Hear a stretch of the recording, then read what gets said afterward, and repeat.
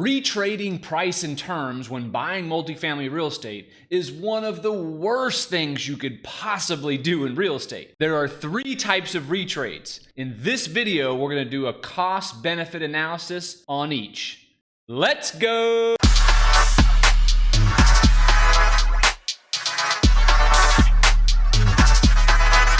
Retrading on a deal is always super painful to both sides of the deal, and depending on the circumstances can be really bad on one's reputation and thus future deal flow. In every transaction, there's a lot of people involved, and every one of those people is observing the way you operate in a transaction, which is why it's critical to only retrade when it's absolutely necessary. Most retrades fall into 3 different types. There's the on-purpose retrade, the not-on-purpose retrade, and the unprepared retrade. First, we'll talk about the on-purpose retrader. They do whatever they can to get it under contract just to tie it up. Most of the on-purpose retraders I've witnessed during my career act as much as they can like a real buyer during due diligence. They work hard, they run reports, they do their inspections, and unfortunately, many of them take it down as far as they can into the due diligence period to get the seller invested as much as possible in the deal and then retrade.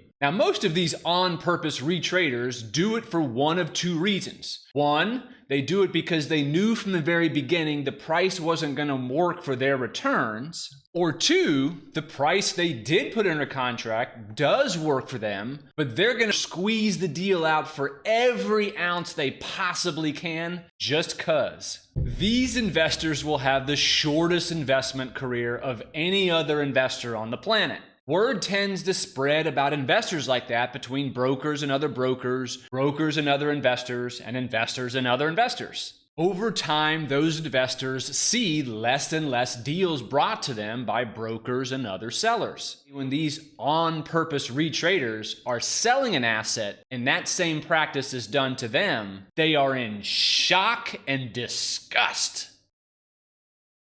The second kind of retrade is the not-on-purpose retrade. This is when a buyer and seller go to contract and something comes up during the contract period that truly nobody knew about. The buyer didn't know about it, the seller couldn't have known about it, but it's now an issue. And that's the only type of retrade in which you could possibly consider, depending on a myriad of factors. The buyer in that scenario has to make one of 2 choices. Does the unknown issue that came up have a large enough effect on their long-term returns to threaten the deal or the reputation? Or can they use this circumstance to actually bolster their reputation and thus future deal flow? Now, every situation is different, so let's use a couple of examples to drive home the point. If you're buying a $1 million 12-unit apartment complex and a $200,000 issue comes up, is this something you should address with the seller and discuss a retrade?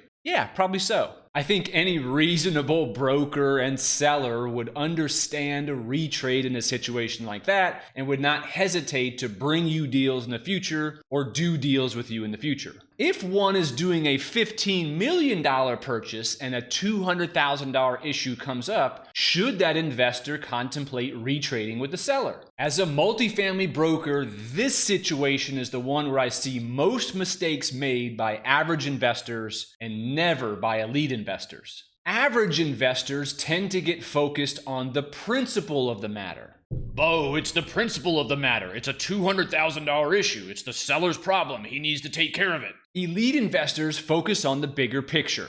With today's lending terms, average rents, average expenses, and average vacancies, that is going to be less than a half a point difference on the return on cash and almost untraceable on a 5-year IRR. Elite investors also understand the negative tsunami that comes as a result of retrading on such an insignificant issue in relation to the larger picture. They know that listing broker and seller are friends with other brokers and other sellers. Over time, word spreads among those in a very small industry, and nobody wants to bring deals to or do deals with someone who's going to retrade over something so insignificant. Elite investors actually use scenarios like this as opportunities to build their reputation. Brokers and other investors want to bring those elite investors more deals because those elite investors see the bigger picture. The third kind of retrader is the unprepared retrader. They aren't as bad as the on-purpose retrader, but nonetheless have a short trading career if done consistently. The unprepared retrader just turned in an offer either too fast in order to compete, or they weren't experienced enough in the market or the asset to back up the offer they turned in. My advice for the unprepared is to become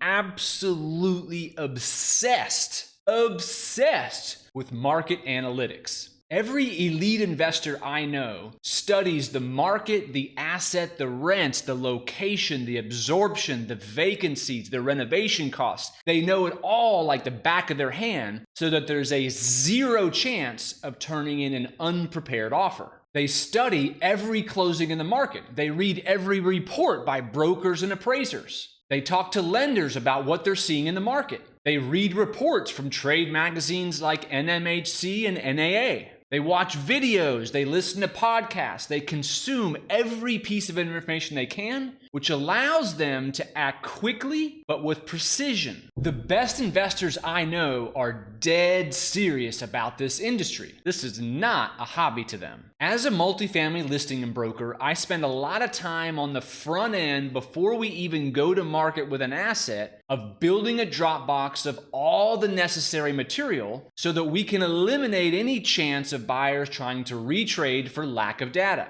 And I'll end with this. Another thing investors that retrade have to consider is how many other offers are on the table. When a retrade is done, the seller and their broker are going to go back to the other bidders and see if their offer still stands given the new information that has come up during due diligence. It is highly likely that many of the other offers won't care about that issue that came up and will stick by the price they turned in. Then the sellers just have to decide, based on the conversations they've had with the competing offers, whether it makes sense to restart over again on the timing and the price. Think like an elite investor. Keep the big picture in mind, and you'll transact so many more deals per year than the average investor. Thanks so much for listening again. I hope you got some great value out of it. Please give me a like below, and please subscribe and hit the notification bell. See you on the next one.